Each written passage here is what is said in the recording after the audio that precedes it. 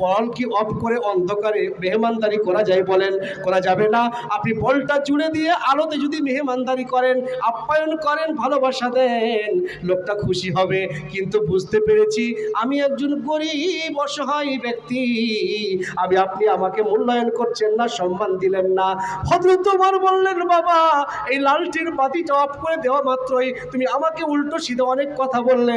তোমার কথা শেষ করেছো, এবার আমার কথাটাও শুনো। আমার পালা, এবার আমার কথা শুনো। এখানে যে বাতিটা জ্বলছে, এই বাতিটার ব্যাপারে তোমাকে দুটো কথা জিজ্ঞেস করেছিলাম, তুমি ভুলে গেছো যে কোথা থেকে এসেছো? বাবা তুমি যে আমার সঙ্গে কথাটা আলোচনা করবে, সেটা দেশের স্বার্থে বলবে নাকি ব্যক্তিগত কথা আলোচনা করবে? তুমি আমাকে পরিষ্কার করে জানিয়েছো যে আমি ব্যক্তিগত কথা আলোচনা করব, দেশের স্বার্থের কথা নয়।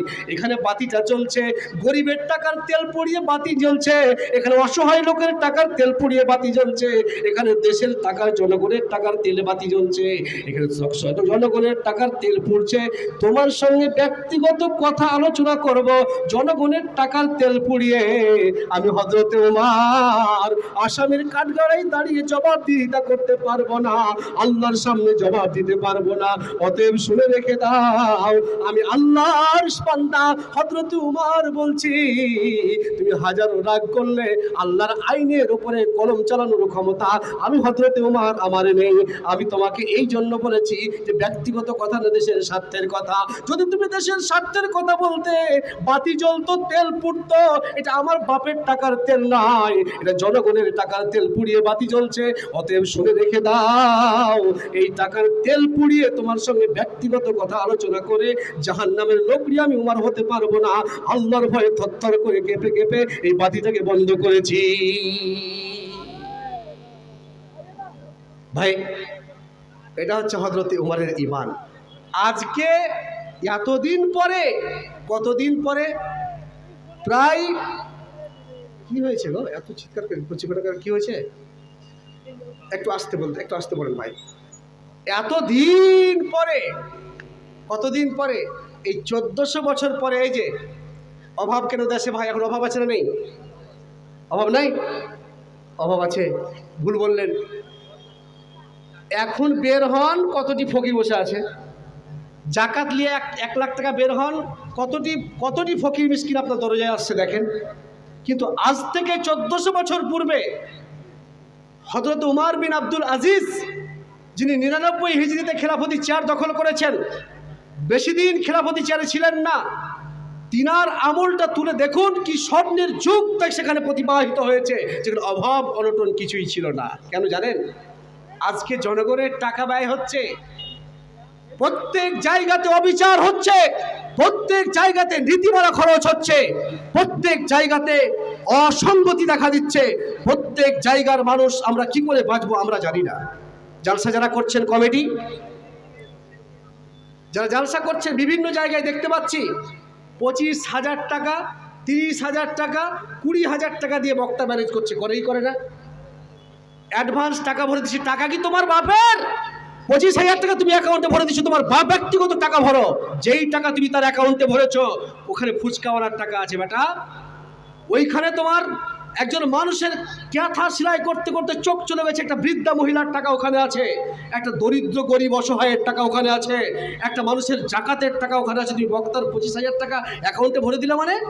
তুমি ভরেছো, তোমার ব্যক্তিগত টাকা ভরতে পারো নি?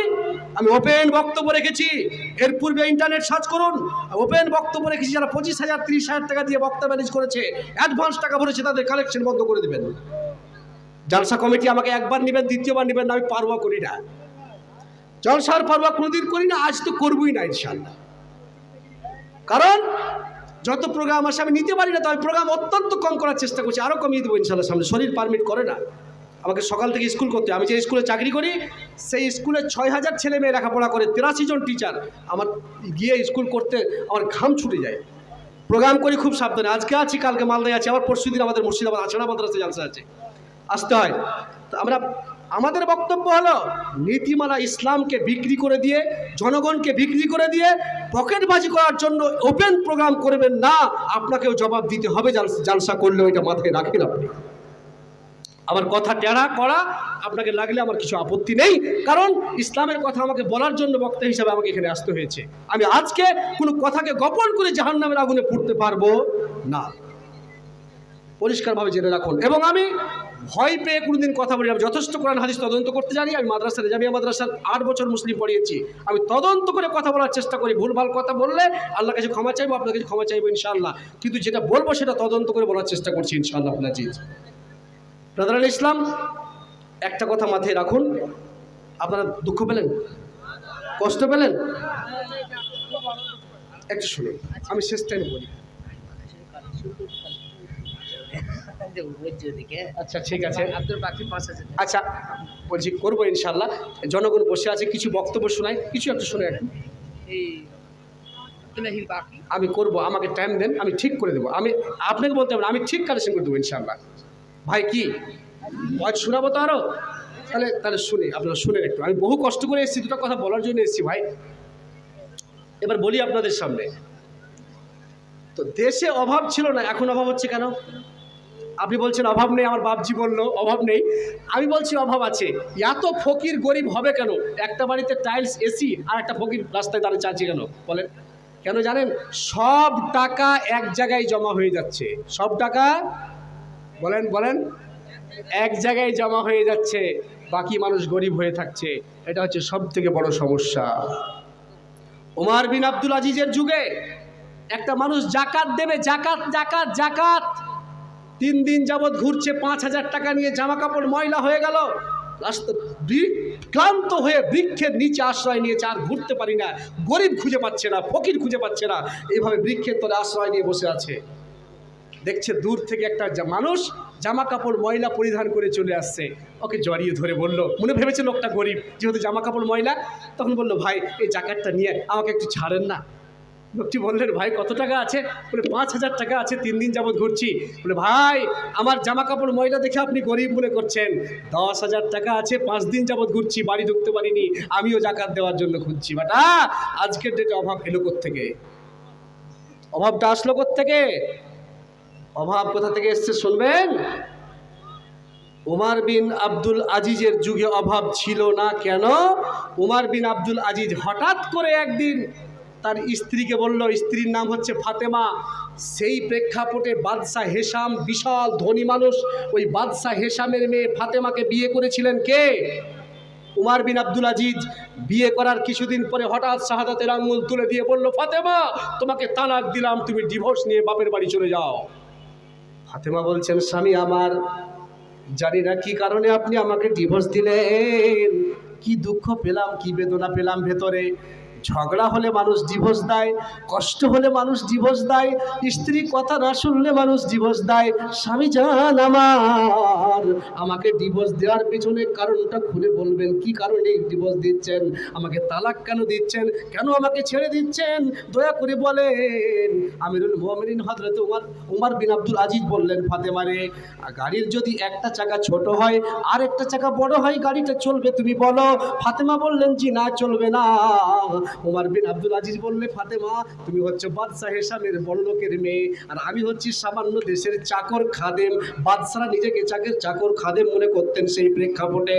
অতএব ওমর বিন আব্দুল আজিজ বললেন, ফাতেমা রে, তুমি আমার বন্ধনে থাকতে পারবে না, আমার বন্ধনে তোমার থাকার মতো যোগ্যতা নাই, ক্ষমতা নাই। কেন নাই, কেন নাই স্বামী বলে দেন। ওমর বিন আব্দুল আজিজ বললেন, আজকে সকাল 10টার সময় তোমার ঘরের ভেতরে প্রবেশ করেছিলাম, সেই প্রেক্ষাপটে শকেট ছিল না, একটা সামান্য বাক্সর মধ্যে তোমার ঘরের ভেতরে বাক্সের হাতাটা ছেড়ে দেখলাম, 1 জোড়া নয়, 2 জোড়া নয়, 48 জোড়া জামা কাপড়কে তুমি তাও করে বাক্সের মধ্যে ঢুকিয়ে রেখেছো। আর আমি একটা দেশের নেতৃত্ব, দেশের নেতা, দেশের দায়িত্বশীল ওমর বিন আব্দুল আজিজ, আমার আমলে ঠান্ডার মৌসুমে একটা গরিব মানুষকে কম্বল দিতে পারছি না, একটা চাদর উপহার দিতে পারছি না, আর তোমার বাড়িতে শকে যে তাও করে সাজানো আছে 48 থেকে 47 জোড়া কাপড়। অতএব ফাতেমা রে, তুমি যদি আমার বন্ধনে থাকতে চাও তো সকাল হতে না হতে ইয়াতিম গরিব অসহায়দের মাঝে 46 থেকে 47 48 জোড়া জামা কাপড়কে গরিবদের মাঝে বন্টন করে দিতে হবে। এক জোড়া জামা কাপড় তুমি রাখতে পাবে, এক জোড়া জামা কাপড় তুমি রাখবে, তুমি সেদিন 2 জোড়া জামা কাপড় পাবে। যেদিন আমার বাড়ির পাশে একটা অসহায় এতিম পাবে, সেদিন তুমি 3 জোড়া জামা কাপড় পাবে। যেদিন আমার বাড়ির পাশে আরেকটা অসহায় 3 জোড়া জামা কাপড় পাবে।